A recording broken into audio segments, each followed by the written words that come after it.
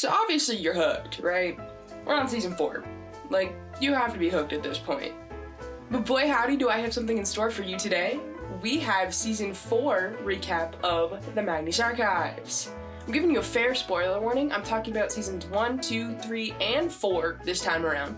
This is my 4th season recap, my 5th Magnus Archives video total. If you've been enjoying them, maybe consider subscribing. I'm gonna be making some more The Magnus Archives as well as the Magnus Protocol content in the future. But if you haven't listened up to season 4,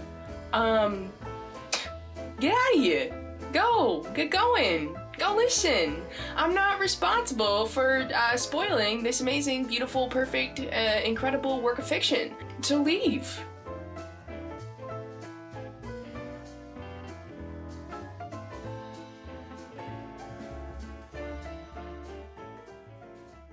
So real quick, I can just give you like a quick recap of what happened at the end of season 3, just so we're all on the same page. It gets a little confusing sometimes, I get it. So season 3 ends with the Unknowing, where Tim, Daisy, John, and Balsera all succeed at stopping the Unknowing at the cost of 2 lives. Daisy was eaten by the coffin, and Tim was exploded, I think. It's not like super clear what actually happened to him, but during the explosion, he did not make it out. And where were Melanie and Martin in all of this? Well, they were getting Elias arrested. While this is all happening, Melanie and Martin take advantage of Elias being distracted in order to put him away and get him out of the Institute. Elias, however, must have known that this could have happened because he had already arranged for Peter Lucas to take over the Institute while he was gone. The season ends with John in a coma, but he is dreaming of many things, many statement givers. Quickly, gonna read off the Wiki recap for season 4. After a 6-month coma, John awakes in the aftermath of the Unknowing to find a changed team. He makes even greater sacrifices in the name of knowledge in those left behind, all while exploring what it means to become the Archivist. As he does, he finds himself increasingly concerned about Martin and his relationship with the strange new acting head of the Institute. More is changing than just the relationship with the team. Martin is convinced that a new power is coalescing, one of which is if left to its own devices, could spell out the end of everything. So basically, John's in a coma, and then he wakes up, and then Elias is in jail, but Peter Lucas is running the Institute. John is becoming less human by the day and now needs more knowledge to stay alive, resulting in him being not so great all the time. Martin is working with Peter Lucas to stop the extinction, and he is isolating himself from the rest of the crew. So let's get into a little bit about what the characters are at the beginning of the season, and then we'll go back to their development later. So John, aka the Archivist of the Magnus Archives. So John is the Archivist. A lot of people refer to him as the Archivist. He's currently in a coma, but he's dreaming of statement givers. Martin helped put Elias away in jail during the Unknowing, but he did have to take on a huge burden from Elias, where Elias planted the memories of like his own mother's hatred into his mind. Melanie's still working for the Institute, and she played a huge part in getting Elias arrested. Georgie is around, friendly with Melanie. Daisy is dead. Balsera is a former police officer working with the Institute. Helen is suspiciously nice right now. I don't know. Elias is the head of the Institute, evil, and currently in jail. Peter Lucas is the interim director for the Magnus Institute, while Elias is in jail, I guess. I'm gonna talk about episodes 121 through 160. That is season 4. So we start off season 4 with my favorite character of the entire series, Oliver Banks, aka Antonio Blake, from episode 11, Dreamer. It was the episode where the guy dreams about the people that are gonna die. Oliver talks about his own personal relationship and experience with death, and how John has a choice to make now. He explains that Jonathan is not quite human enough to die, but still too human to survive. Georgie enters the room and immediately is like, what? And she kicks out Oliver. She realizes there's a tape recorder running, and then she tries to chase him down, but can't. Georgie brings in Balsera to John's hospital room, claiming that this guy was in the room and he felt like death. Then John wakes up. And like, that's super awesome, but also he's been in a coma for 6 months, so him doing well right after waking up is like, cool, but also like, he's not human. Balsera explains to John that Tim and Daisy didn't make it out, and he is reasonably upset by that. John asks Balsera for the statement she brought with her, and she's like, how did you know I brought one? And John's like, I don't know, I just did. Please, can I have? This statement is also one of my favorites, but that's because I studied philosophy in college, so I think the thought experiment of zombies is really interesting. Melanie's not, like, pumped that John is back. She's really mad and doesn't believe that it's him. I think it's pretty reasonable considering that Melanie was the only person who realized when Sasha was replaced by not Sasha. She definitely has some PTSD from that experience and has every right to think that that happened to John. Balsera explains that Melanie saved her life and that Melanie is very angry. Balsera has respect for her fierceness. John writes a statement that's 100% about the spider. Oh, this statement is literally called web development, and states that it's hard to ask his assistants to do research for him due to all the tension in the office. Episode 125 is about the slaughter. John hypothesizes how the slaughter works, whether it entices people to commit these acts, or if it's the person's own free will. Jonathan mentions that the bullet is still in Melanie's leg from when she went to India, and that it's causing her violent behavior. After realizing that he never learned that and instead gained the knowledge, he instantly goes to find Basira. John and Basira decide that they have to do surgery on Melanie to get the ghost bullet out, and they do? But like, would you want someone to perform non-consensual surgery on you? Yeah, probably not. Melanie didn't either. Oh, also Martin is like Peter Lucas's little right-hand assistant now, and basically no one sees him.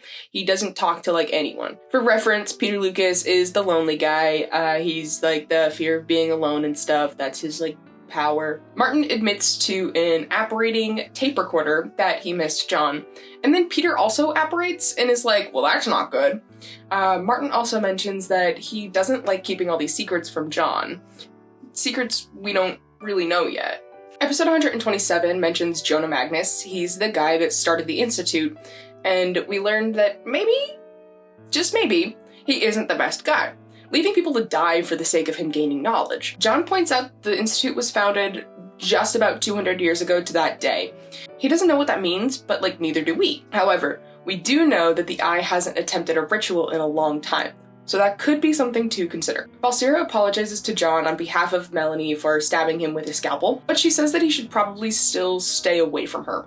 Melanie seems to be doing much better with the bullet removed though. John's powers are increasing and he has basically already healed from this is another, like, he's becoming less human, making that choice that Oliver Banks talked about. Balsera visits Elias in prison, and he says a tape recorder has appeared, meaning John is back. He also says that the Institute has lost a defender after they removed the ghost bullet from Melanie. Breakin, half of the delivery duo, shows up to the Institute to deliver something. The coffin. This is what took Daisy at the end of season 3. John forces this creature to give him a statement. It's about the lives of the pair and what they did and why they did it. This confirms that these two were a part of the stranger. The two of them made one being, and Breakin is lost without hope. I feel like I should say something about how, like, Hope is dead, but that's all I got. Hope died. John learns that Daisy is still alive in the coffin, and Balsera is like, I swear to God, do not go in there, I gotta go, bye, and then she just dips. John finally talks to Martin by using his powers to intercept him, just like knowing where he was gonna be, and Martin asks John to stop finding him. So John reads a statement, and in the post-statement, John wonders how many people don't make it out of an encounter. They only get the statements of the people who live, so how many people don't? John, while thinking on this, realizes that the people that make it out usually have something that brings them back. He needs an anchor in order to get out of that coffin. John listens to a tape covered in cobwebs. It's a Gertrude tape, and she mentions the siren call of flesh. John believes that this may be the anchor that he's looking for, so he tries to cut off his finger. So John tries to cut off his finger, but he can't because it's healing too fast. Melanie walks in on him trying to cut off his finger and talks to him and tells him about Helen, who has trapped Jared Hopworth in her maze when the flesh attacked the Institute. John makes a deal with Jared. 2 ribs, one for John, one for Jared, in exchange for his statement and for the freedom from the maze. After getting his anchor, which is the rib, John makes the decision to go into the coffin. He records an apology to Balsera and Melanie for going behind their backs, and John goes in and finds Daisy, but he loses his connection to his anchor outside, and they're both tormented by the buried. He does eventually feel his anchor again, and the two escape. They exit the coffin, and Balsera and Daisy reunite. Balsera is just shocked, and it's a really sweet moment to me, like a touching moment. I think Balsera just goes, hi. I don't know, it makes me smile like every time. John records a statement of the hunt and asks Daisy about it since she was a hunter. Daisy thinks that there would never be an end to the hunt's ritual. It's about the chase. Balsera asks if Daisy is the real Daisy since she seems so different. And John says that yes, it's still Daisy. Peter explains to Martin that he thinks there's only two entities without a ritual. That would be the End and the Web, since they really depend on the world being the way that it is. We also learn more about the extinction, a possible 15th power emerging. Martin is learning more and more about Peter's plans for him, and Peter tells Martin he needs someone touched by both the Eye and the Lonely, and Martin is the perfect candidate. John reads a statement about the Daedalus, a ship that went to space. There's two other statements about this ship, episode 57 and 106, but this is the last statement from the crew on the ship. The statement giver was sent up there to help start the ritual for the Dark, creating the Black Star. The Dark's ritual was never completed though. That much is obvious by the fact that the world is still okay. Balsira meets again with Elias, who explains that there has again been an increase in activity at Nialasund. He believes that the People's Church, the guys that support the Dark, are planning something. Melanie asks John to hang out with Daisy, babysitter, because she doesn't want to be alone. But before Melanie leaves, John accidentally compels her to reveal that she's going to therapy. Daisy questions John about his entering the coffin, wondering if he had been compelled by the web to do so. He says when he awoke from the coma, he was less apprehensive about diving into dangerous situations alone if it meant saving someone he cared about. Daisy also reveals that she signed a contract with the Institute and is now an employee. John now also has access to more Gertrude tapes from Elias's office. Daisy broke the lock and no one noticed, so no one fixed it, so he just took the box of tapes hoping to learn something. Martin now visits Elias in jail in episode 138, who confirms that everything Peter has told him is true. He reveals that he didn't do anything about the extinction before because he didn't believe it was real until recently. This episode's statement is about Millbank Prison and is a statement from Robert Smirk, that architect guy. Robert mentions that they found something that should be left alone at all costs in Millbank Prison. He mentions that the flesh is a new power emerging, meaning more could emerge in the future, and he warns Jonah about completing the ritual for the Eye. Robert drops dead writing this letter. Episode 140 is a statement about a man and his enemy, Raymer. The statement mentions while Raymer was killed, he managed to live on. Balsir makes the connection that maybe Raymer is Raynor and that he's been body hopping? Or maybe the Dark just keeps saving him. Balsira tells John that they are going to Nialasund for the summer solstice when the People's Church are presumably at their weakest. On their way to their destination, they have to take a boat, and John compels a ship hand to tell his story. The ship hand tells his story of his time working for Mikhail Salesa, the artifacts dealer. Balsir's not happy that John did this, but John says that Gertrude would have done the same. Next episode, we have a woman coming into the Institute to file a complaint about John after he compelled her in a coffee shop to tell her story, even though she didn't want to. John and Balsira arrived at the People's Church facility that apparently, according to locals, has been empty for a year. They're jumped by Manuela, the astronaut that created the Dark Star. Balsira shoots her, and then John compels information out of her in the form of a statement. John looks at the star and he destroys it. Manuela tries to escape, but Helen shows up and traps her in her corridors. Helen then offers Balsira and John a way back home through the corridors, and they take her up on it. Martin is now convinced that the extinction is in fact real, and he wants to do something about it. He's kind of mad that Peter isn't, doing anything besides giving him reading material. Peter then tells Martin that someone is going to come and answer his questions soon. Episode 144, John wishes that he could just go back to brushing off statements as hallucinations or drugs, but he can't. They're all far too real now. John confronts Helen about her taking victims and asks why she tried to lure a man into Hilltop Road. She says she doesn't really know, but there is something wrong with Hilltop Road. She says it's some strange scar on reality in the center of whatever the spider is spinning. Balsira, Daisy, and Melanie stage an intervention explaining to John that Martin passed on the recording of the woman that he stalked and extracted a statement from. He admits that he's done this now to 5 people, including the woman that came in and complained, and the ship hand. The crew decides that John has to stop doing this because it's evil and mean. John, Balsira, Daisy, and Melanie all go to Hilltop Road. Melanie thinks this is stupid and crazy and that they should have made more of a plan. They find a statement from Annabelle Kane, the web lady. John reads it in private later and knows she's watching. He doesn't know if this is necessarily good, necessarily bad, or a neutral thing though. Balsira goes to see Elias again and she's like, hey dude, why did you send us to Nialasund? And why didn't you tell us about John feeding on people? I like this statements episode as well because it's an I episode and it kind of creeps me out. Something about the beholding is inherently just scary to me. John isn't satisfied by this statement and he wonders if it's because it's about the eye, some sort of cannibalism. He's hungry for another statement. Martin now reads us a statement about the extinction. This one's also creepy to me because it feels a little surreal given the state of our planet and how much destruction we as human beings have caused. Martin also says there's a partial unsent letter from Gertrude attached to this. It seems like she never fully believed in this power. Maybe she didn't want to believe in it. John reads a statement about the lonely, and he talks about how the lonely doesn't really have to seek out people to torment. The people just find themselves in the lonely. All that has to do is wait. Melanie tells John that although she can't quit, she will no longer be supporting the Institute's efforts. She doesn't want to be the bad guy anymore and work for something evil. Simon Fairchild arrives at the Institute to answer some of those questions that Martin had. He's not the most helpful, and to me it feels like he isn't taking things seriously. Simon Fairchild serves the Vast. His, God grants him with a long life.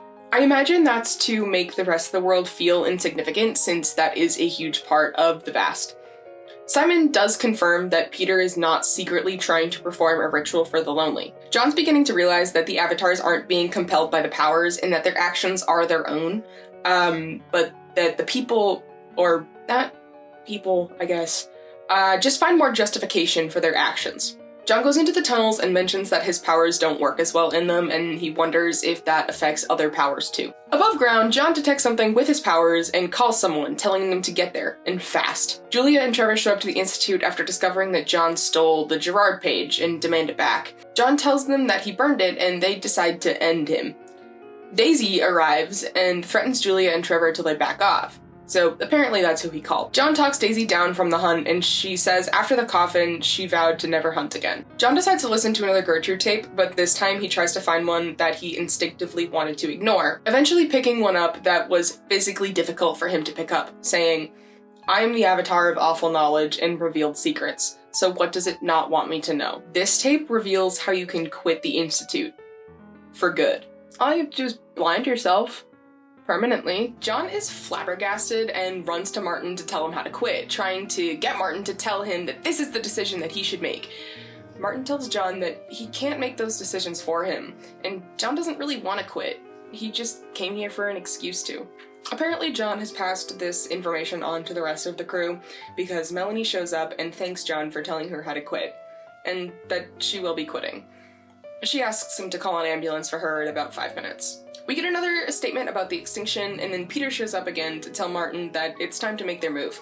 He explains that there's a device in the center of the tunnels that will help them learn more about the extinction and how to stop it, but Martin needs to be the one to use it. Martin asks if he's gonna make it out of this. Peter says he won't die, but he won't make it out. A statement and a recording of the conversation between Martin and Peter was left on John's desk. He doesn't know who left them. John reads the statement and wonders if it's a hint from Martin, possibly alluding to him having second thoughts about helping Peter.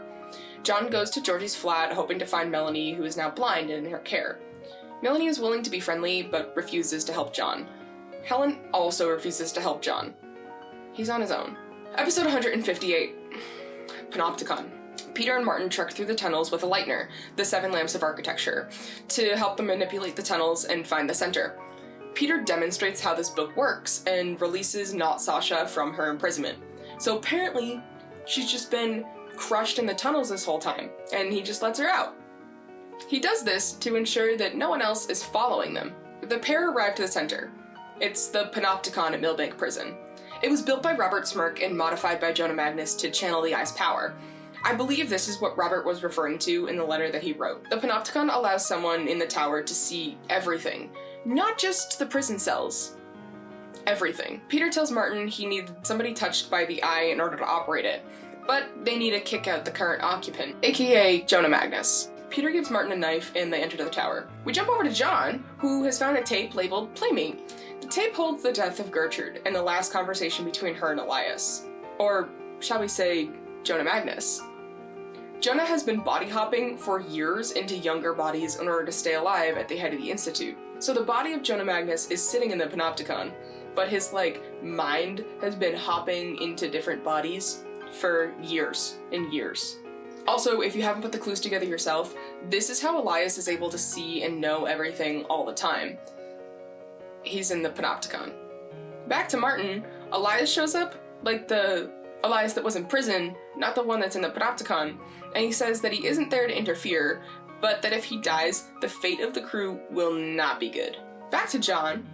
Julia and Trevor are back. John, Balseira, and Daisy are devising a plan, but then Not Sasha bursts up through the tunnels and is out for John.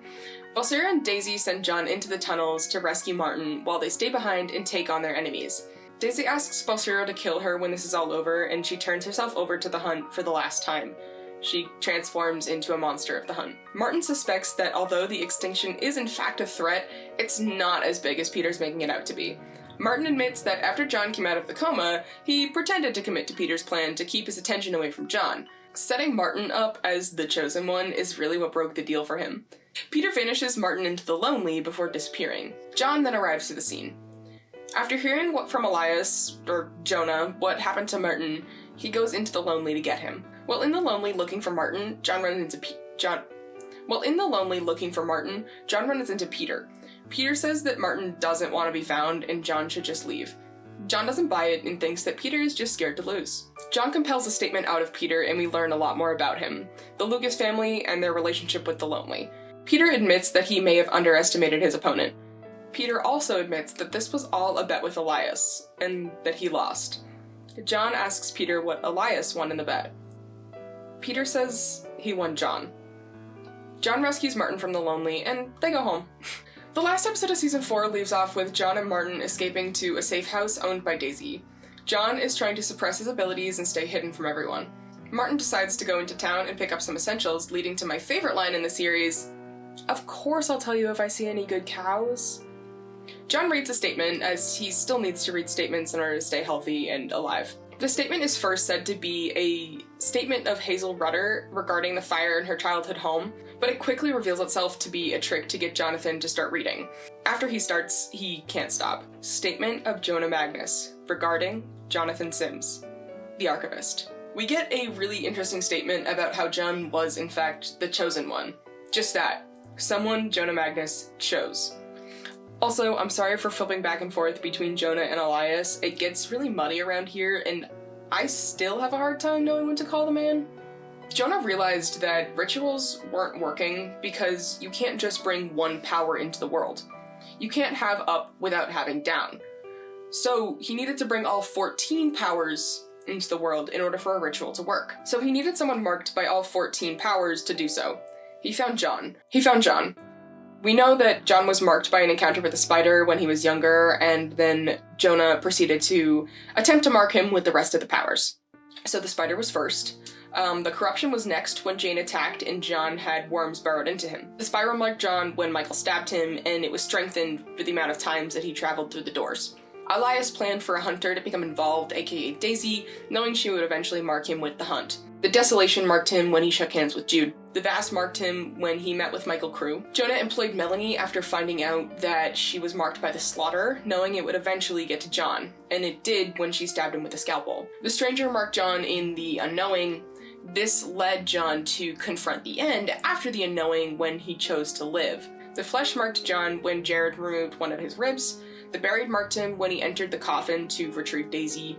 The Dark marked him when Jonah tricked Balseira and John into going to Niel Sund and he stared into the Dark Star. And lastly, he was marked by the Lonely when he went to retrieve Martin. Obviously, he was marked by the Eye when he joined the Institute, he signed the contract, yada yada yada. So we reached the end of season 4 with the line, "You who watch and know and understand none. You who listen and hear and will not comprehend. You who wait and drink in all that is not yours by right. Come to us in your wholeness. Come to us in your perfection. Bring all that is fear and all that is terror and all that is awful dread that crawls and chokes and blinds and falls and twists and leaves and hides and weaves and burns and hunts and rips and bleeds and dies. Come to us. Open the door." Martin returns home to find John unconscious as chaos begins all around them. So that's season 4. I'm gonna go into the character development about some of the characters that are important. John is much less human now in this season. He has changed a lot since season 1, and he's really become a different man. The season ends with him on a really interesting note, and I'm really curious for more. Martin really stepped up this season, standing up to Peter and infiltrating his plans. He's much more confident, I feel. He ends this season with John in a safe house. At the end of this season, it's just the two of them. Elias, Jonah, I don't know. He is up to something big, 100%, no good. He has made something happen. We left Balsier at the Institute, and we know she fought not Sasha, Julia, and Trevor, but not much else. Daisy lost herself to the hunt and turned into a monster. Melanie has blinded herself in order to remove herself from the eye, and she's currently living with Georgie. Georgie is taking care of Melanie, who is recently blinded. Helen started off this season feeling very helpful, but by the end, she too seemed much, much less human. Peter lost a bet to Elias and was not able to carry out his plans. Other important characters to note: Jared Hopworth in the possession of one of John's ribs, Avatar of the Flesh. Julia, the child of the guy from episode 9, A Father's Love, a duo with Trevor. They attacked the Institute. They're hunters. Sasha is still not Sasha, apparently still alive and on the loose, maybe? Mikhail Salesa is an artifacts dealer who keeps coming up and was mentioned again, and I feel like I should just bring him up. Annabelle Kane is an avatar of the web, and she seems to have a big part to play. That statement to me was really telling. Simon Fairchild is an avatar of the vast with an exceptionally long life. I just feel like I should bring him up because it's important. Oh, lastly is Oliver Banks, from the beginning of this season, Avatar of the End. I think that's everyone. I feel like season 4 is much more about the cast we have in play. We learn more about them and how they interact, how they develop more personal relationships, and we see how much they care for each other. Their emotions to me feel very real. At this point, I feel like you also start to understand the fears more. I remember on my first listen, I started being able to pick out which fear each new statement was about before the post-statement. I really like the deeper explanation of events and hearing John break down what's going on. This series feels much more mysterious, and I'm excited for what's to come next. I know I didn't talk a lot about the individual statements for this season, but I do feel like they're more of a supporting role to the outside story. So you're hearing what's going on in the characters' lives, and then the statement just kind of backs up that information. I feel like season 4 is definitely more of a focus on those relationships and the present world, rather than it is on the statements themselves. I used a couple of websites to kind of keep myself on track writing a script. I'll put them in the description below. I'm already working on a season 5 recap, so be ready for that one next. I'm going to be making breakdowns for the Magnus protocol as well, and more of the Magnus archive stuff. Lots of things in the works. I also am going to be making other content, but that's just because I want to. So anyways, I hope you had a good day, week, month, life. I love you if no one has told you today, and I'm proud of you. Bye! Really weird. God! And Peter vanishes Martin into the... I wrote the monkey? Peter vanishes Martin into the monkey. While in the lonely